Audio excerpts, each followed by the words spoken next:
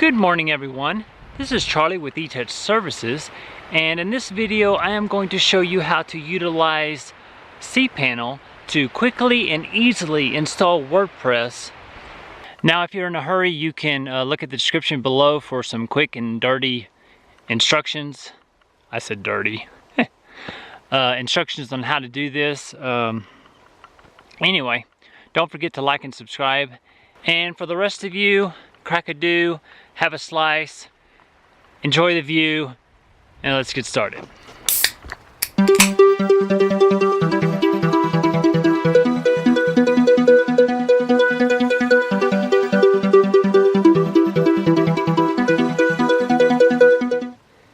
That right there is a coyote track.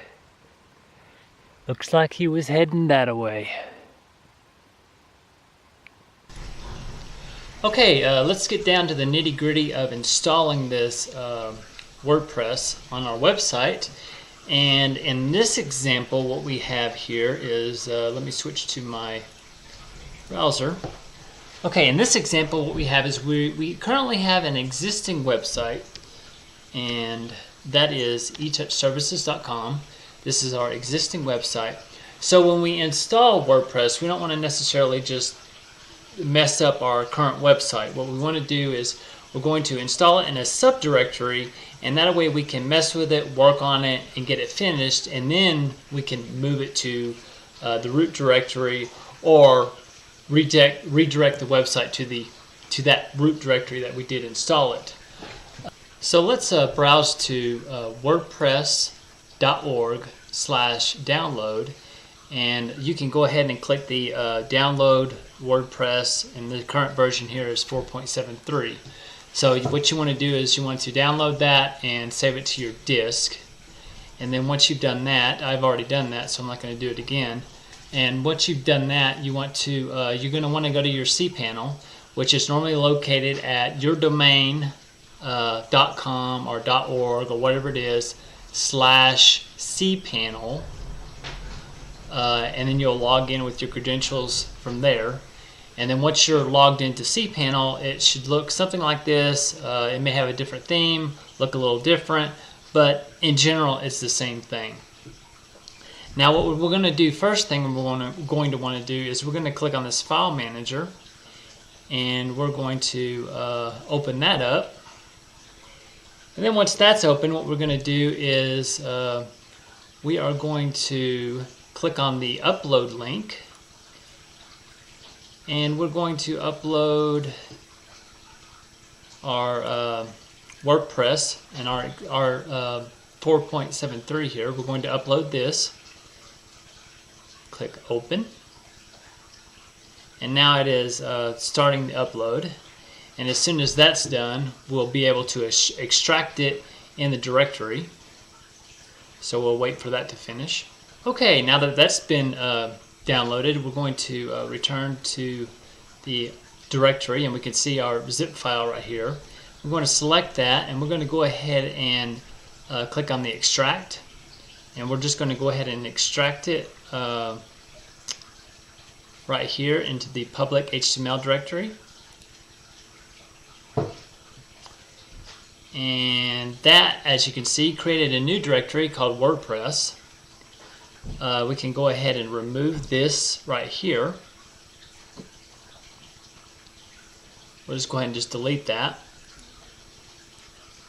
Okay, now that we have the WordPress zip file extracted, the next thing we're going to do is we're going to go back to our cPanel, and we are going to, if you scroll down and you select MySQL databases, we're going to create a database for our site, and here we're going to put the name of our database name in, and I'm just going to call this WordPress, and it has our username first with an underscore. That's just how it works on a shared hosting. So the actual database name will be webmaniac_WordPress, and the reason why it's webmaniac is because I'm a web maniac, I guess. So we're going to create this database. And now that we have the database created, what we're going to do is let's create a user that will have permission to use this database, and it's going to be called, I'm just going to call it WP.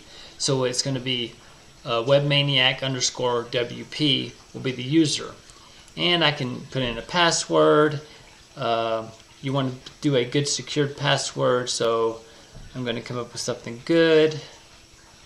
So now we have a MySQL user named webmaniac WP. So now what we want to do is we want to give this user, webmaniac WP, access to the Webmaniac WordPress website. And we'll click add. And we're going to give it all privileges, and then we're going to go ahead and make our changes. So now that we have that done, we should be able to continue on with setting up our WordPress site.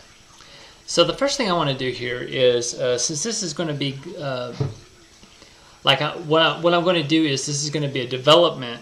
I'm going to develop it before I actually make it live on the website.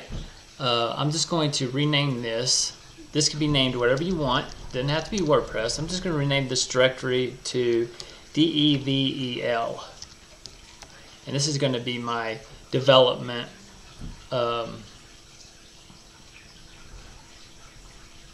thing.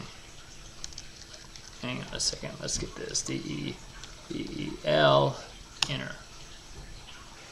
Okay, now that I have the devel directory named from WordPress to devel, the next thing that I could do is I could simply go to my website and put in /devel, and that will go to the directory and it will start wanting to install WordPress, as you can see. But I'm going to take this one step further. I'm going to go back to my control panel, and I'm going to scroll down here and create a subdomain. So I just click on the subdomain, and it will bring us to the page where I can create a new subdomain. And the subdomain name that I'm going to use is dev.etouchservices.com. And the directory that I want to go to is that devel directory that I just created. And then I simply push create here. Okay, now that we have the subdomain created, we can now go back to our website and type in dev.etouchservices.com.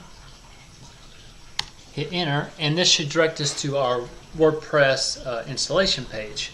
So now we have a subdomain set up for developing our website. And we're going to continue on installing WordPress.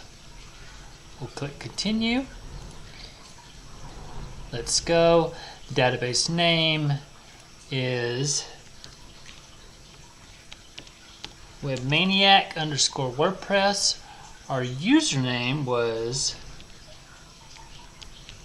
webmaniac _ WP, and the password that I chose is the next screen that you're presented with is the welcome screen.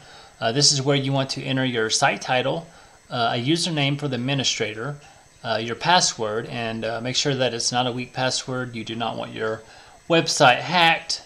Also, you want to provide your email address, and more than likely you will not need to check this. Most people want their site indexed by search engines. So go ahead and fill this out, and we'll continue on with the installation. And now we are presented with the WordPress welcome screen. This is the dashboard. This is what we want to see. And at this point, we are pretty much done with this video. In the next video, I will be showing you how to do some important things to get your theme set up, as well as to make this page your actual main website, so you don't have to go to dev.yourwebsite.com. Until then, have a great day, and we'll see you later.